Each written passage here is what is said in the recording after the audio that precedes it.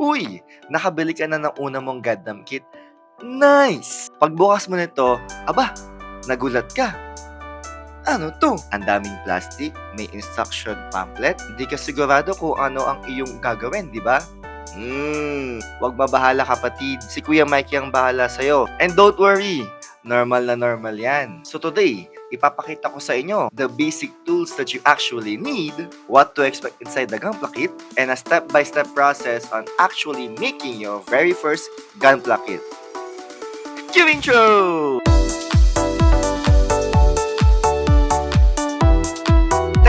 Teka. Bago tayo magsimula mag-build, syempre, ano una natin kailangan? Proper tools. Ayan, 'di ba? Oh, sinabi ko sa inyo in the last video, 'di ba? Sinabi ko sa inyo in the very first video, kailangan nyo is proper tools. If you're watching this right now, I hope naman may proper tools ka na. Pero if wala ka pang idea, don't worry. Isa-isay natin ulit, okay? Good news, hindi mo kailangan ng mamahalin na tools. Ito lang ang kailangan mo, okay? Let's switch to the camera here. Ito ang mga proper tools na kailangan natin para magbuo ng isang Gundam kit. Sa lahat ng tools na kailangan natin, ang pinaka-importante sa lahat ay ito. Ito ang tinatawag na single-bladed nipper. Ayan, okay? A single-bladed nipper is a cutter or clipper or nipper. Ito ay yung pantanggal mo ng mga parts sa runner. Next, after siya putulin, may matitira na tinatawag na nub. Ang pantanggal ng nub is you have two options. Now, una is hobby knife, the easiest way. Then, sunod, sanding options. Sanding sticks or a glass file. Ang sanding sticks or sanding sponge is, ito ang ginagamit ko, mostly pantagal na knobs. If gusto mo yung part mo is parang medyo matte, ito dapat 1.5. Pero if you want a polished, if you want reflective, ito ginagamit ko, sanding block. Okay? Now, if wala kang time, if gusto mo mabilis na talaga na build, I recommend a glass file. Glass file is the same as a sanding sticks or sanding sponge. And mabilis lang kasi ito dahil it has a polishing effect. Ito yung recommend ko sa mga fast builders dyan, yung mga walang time. Now, after mong buuin, after mo linisin, after mo pakintabin, syempre pag nabuo mo na, kailangan maglagay ng sticker, right? So, paano yun? So, ang ginagamit natin is tweezers. Ito. Ang tweezers is usually ginagamit ko siya pang lagay ng stickers or water slide decals if meron. Ito ibili ko na sa Watson, nasa 100 pesos lang to. Now, guys, na-explain ko sa inyo in detail kung ano mga tools na to. Ulitin ko ulit. A single-bladed nipper, a hobby knife, sanding sticks or sanding sponge, polisher, glass file, and a tweezer. Yun ang kailangan mo ngayon. Since nag-start ka pa lang and nothing else, hindi mo kailangan mahaling tools, okay? Alright, let's go back sa dating view. Let's go! Okay, so alam na natin ang mga proper tools na kailangan natin para makabuo ng isang Gundam kit. So ngayon, gawa tayo ng isang Gunpla kit para makita nyo kung paano ang step-by-step process kung paano ko siya gawin on my end. Okay? Tara, doon tayo sa backlog stash. Backlog stash? Backlog rack. Backlog rack. O, tara, tingin natin. Tingin tayo. Well, onti lang naman na aking backlog ngayon. I have 1, 2, 3, ito yung 4, 5, 6, 7, 8, 9, 10. Okay. So, this is a beginner's guide. Hanap tayo ng isang kit na madali lang.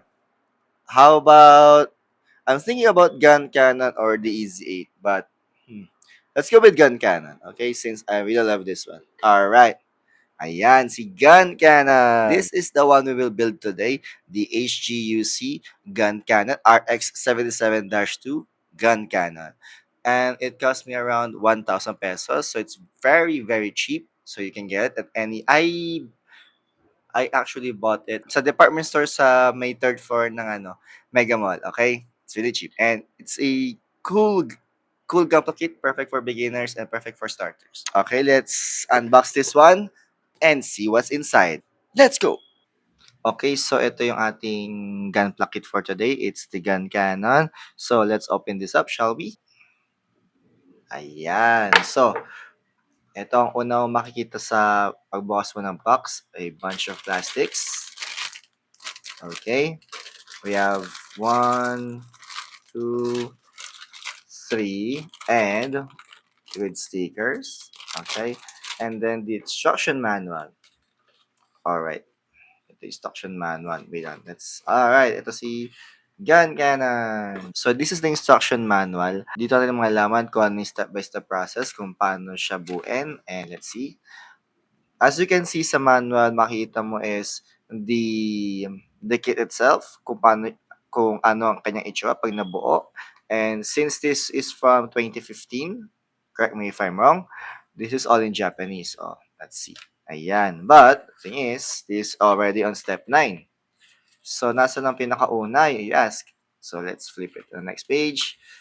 Ayan. Ang una nyo kailangan makita is the parts list. Ayan. Isa-isa inyo. Make sure lahat ng parts na nandito ay nandun sa runners. Now, after nun, may guide dito kung paano yung pag-cut. Tutuwan ko kayo kung paano yan kasi it's all in Japanese but there is English translation there. So, para hindi kayo maguluhan. And then, this is the information. We have the 144 scale HEUC. Ito ang part list. This is the one of the first step na kailangan nyo intindihin dahil kailangan nyo i-check ang mga parts, kailangan nyo i-check yung mga runners para malaman nyo if tama yung nasa loob kasi minsan there is a manufacturing default. So, kailangan nyo i-check okay isa-isa. So, we have A, B1, B2, C, which is dalawa, and then D, E, and then PCE. So this is it's a polycap part. After you check our first manual,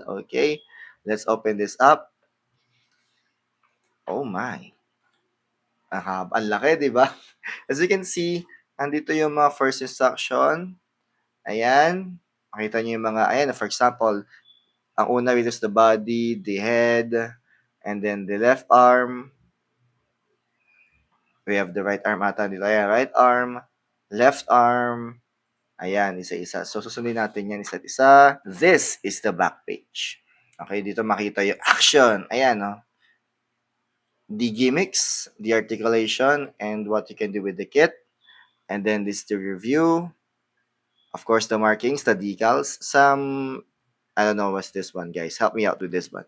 Of course, andyan ang color guide.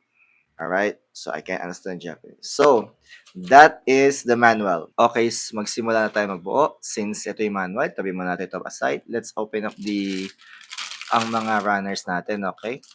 Ang pagbukas na runners, you can use scissors, but I use something like this. I use the technique like this. Pinch this one from the side, and then pinch the remaining plastic there, and then spread out and open. Ayan, di ba? Bukas na siya. And then you can just pull it up. Okay? And ito, tapon na to. Okay. Ito yung sticker. As you can see, ito ang sticker. Alright, since this is sticker decals, easy application lang to. This have the 108, 109, and so 3. Ayan, ang ganda, di ba? Para ma-identify nyo kung ano runner niya, this is the label. Ayan, oh. C, HG, UC190, yun ang number, and then the scale. Tandaan nyo, parating doble minsan ng mga parts. If there's arms, legs, it's always 2 parts. Okay? Next, buksan natin ang itong part. Ito, kailangan ko ng scissors dito. Meron pala ako dito. Okay. Mali naman tayo open with the scissors. Ingat lang kayo sa pagbukas, mali. Minsan, nagugupit kayo ng sticker or minsan nagugupit yung part. This is B2. Ito yung yung visor, It's clear plastic. Ang ganda, di ba? Nice. This is the E1, A part. Ito yung polycaps. Nice. Next is the last plastic. Buksan natin. Again, using the same technique. Pinch it first and then pull it apart. Okay, bukas na siya. Okay. Nice. Ang ganda pagkakapala niya, guys, Oh. Ito yung head, Ito yung head part. Nice. Kita niya, guys. Head part yan. Sabi natin. And this is the armor part. This is A. Okay, ang ganda, Maganda yung pagkaka-red nyo. Okay, next is I think this is the arms. Okay, this is D. Ito yung arms. Nice. So, let's place the parts correctly. We got A there, B1, okay. Polycaps is, nandito usually kasi B2.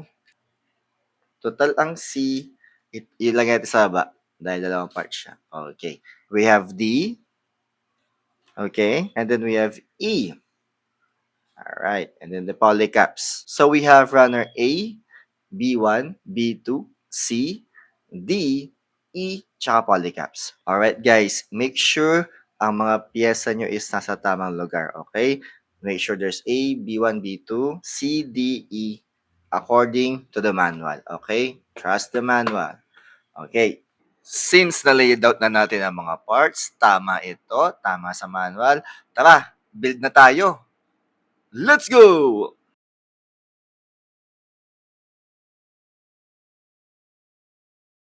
Okay, so the next step is, tuturuan ko kayo kung paano mag-cut ng part sa runner. Since sa manual is hinahanap si D12, right? So let's find D12 first. D, and then find the number 12. Paano makat ng maayos ito? Ulitin ko, ito is a runner. And this is the part. Nakikita nyo itong malit na to. Ito ay tinatawag na gate. Yan ang nag-handle ng part sa runner. Now, meron tayong tinatawag na two-cut method. So, paano yun? Ang two-cut method is like this. First, cut near na part sa gate. Dito ha. Hindi dito. Ha? Hindi sa mismong eto ha. Dito. Ayan. Kita niya ba? Ayan. And then, cut. Okay? And then the same as well. Wala na siya sa runner, di ba? Now, let's see the part. Okay. Since ito na yung part natin, nakita nyo yon, ang tatawag dyan is nub. Paano natin ayusin yan? Ganito. Since we introduced the two-cut method, right? So, that's the first cut. The second cut is like this. We can do something like this. Go to the nearest part. Okay? And then we can just cut. A clean cut. Right? Same as well as the other one. Pakita ko sa inyo. Rest the clipper or the nipper sa part and clip, clip. Okay. Now, may makikita kayong mga white part na to. Since this is an internal part or a part of a frame, it's fine. Hindi nyo kailangan anuhin to. I-shine or i-finish. What I do sometimes, if nairita ako sa ganyan, I have to just brush my fingernails like this para mawala yung puti. But it's fine either way ito, okay? So that is the two-cut method. Naintindihan nyo ba? Next is cut natin yung mismo outside part or yung armor part later, okay? Buuin natin to. Sa next part sa manual is hinahanap is A4. Ito ang A. Kita nyo naman, di ba? A. And then find the number 4. It's here. So this is A4. So, tulad ng last time, two-cut method ulit. Ito, for example, minsan, yung clipper nyo hindi abot like this one. Ito, hindi abot. So, ginagawa ko dyan, just rotate the clipper. Ayan. So, meron ng leverage. Meron ng leverage. Okay. So, oh no, minsan ganito talaga to. Yung tipong may nalalaglag talaga yung part mo pag pinutol mo na dahil sa sobrang nipis kasi ng gate. So, it's fine. So, wala mo dyan, hawakan nyo. So, clip it again. Alright. And now, it comes apart. Now, kanina is, it's fine, right? Dahil inner part naman siya, ito is outside part. So, paano to? Ayan. Malaki na ba, no? So, una is, let's try this one. Since ito ay nasa armor part, kailangan natin malinis to, di ba? Huwag niyo isagad huwag niyo isasagad. Repeat. Okay. So, dapat may matitira dyan. Siyempre, tuturuan ko kayong paano talaga ito tanggalin. So, how to clean this up? We have two methods, right? Kanina, sanding tsaka glass file or hobby knife. I will use a sanding sticks dito. So, this is the before shot. Now, I'm going to use steady sanding sticks. Bili ko to sa kanila. This is not sponsored, okay? Hindi po ito sponsored. I just like having them. Apps. So, unahin natin is 600 grit. No, actually, we can do 400 grit. Let's do 400 grit. Oh, look, good. Look, steady. See, guys? Paano to, kuya? Paano to gamitin? So, kailangan flat yung part. Flat na flat, ha? Dapat flat na flat. Okay? Yan. Okay. So, since nakita niya ba, wala nang wala na masyado yung white part, no? Kaso may gas-gas, paano yan? So, ang gawin natin is, the next part, 600 naman tayo. Same stroke. And then, para makita nyo, mhm, medyo ano na siya, 'di ba? Flat na siya, 'di ba? Next part is the 800. Pa-fine tayo ng pa-fine. Alright. And then after nyan is 1,000. Ayaw talaga magpabukas si Steady minsan sa packaging talaga niya. But it's fine. Okay, 1,000. This is a much finer grit. Okay, same stroke. Okay. Kasi niya medyo ano na, fine na yung ano natin. Medyo fine na siya, di ba? O, ha? Wala na. Last one is 1,500. Okay. Last one. Okay. Oops. Ayan. Okay. Pansin nyo? Smooth na siya. Kaso medyo matte siya. Paano yan? So, that's where the polisher comes in. Ayan. Gagamitin ito itong polisher na to.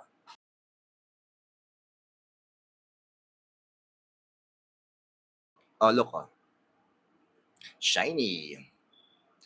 Pero if ayaw nyo ng gantong kano, kung gusto nyo na maayos, medyo malalim ang nagawa ko ah. Pero nawala yung knob, no? Pero nawala yung knob. Pero much more shiny yung gawa ko. So, ang gagawin ko na lang siguro dyan is kailangan ko i-shine lahat to para mapantay siya, okay? Balikan ko kayo.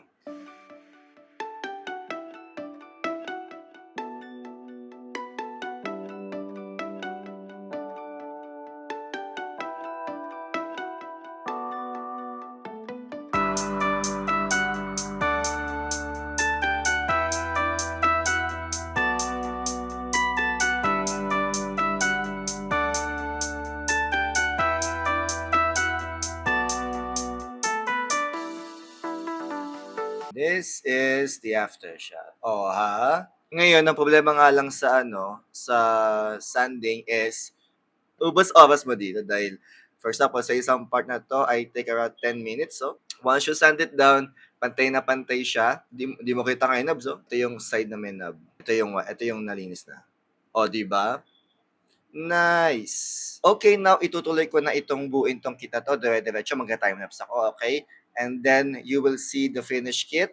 Papakita ko sa inyo yung buong kit na to, ha? Let's go!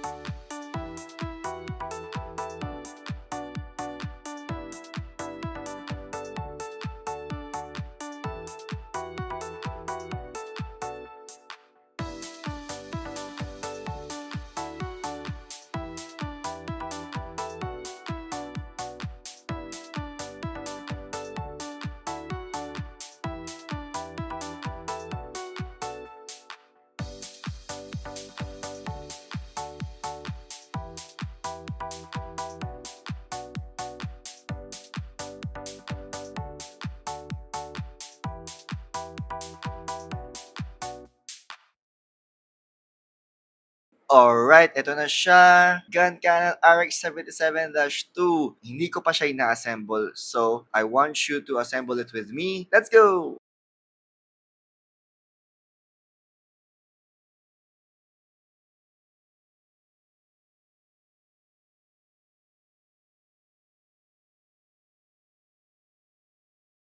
Alright, ito na siya guys. Oh, si Grand Cannon. He's so cool. Ang ganda ng pagkaka-ride niya, oh. Alright, nice. Ilalagay ko siya sa isang rotating table, okay? So ito na si Gun Cannon, buo na, snip, and cut. Basically, everything that we've done since the beginning of this video, sinad natin, binuo natin siya ng maayos, and ayan siya, oh. Maayos siya tignan, di ba? So, dito nagtatapos ang ating video. Make sure to follow the manual, have enough proper tools, and please invest on your tools, okay? Please. Nipper, sanding stick, sanding sponge, hobby knife, glass file, and tweezers. Yun lang. And as always, thank you so much for watching.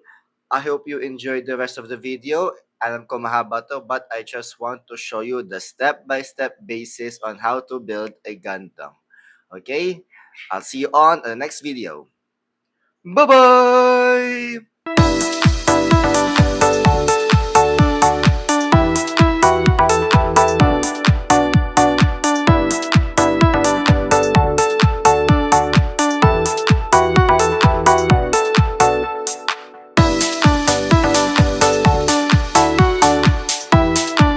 So today, ipapakita ko sa inyo, nangat ilong ko.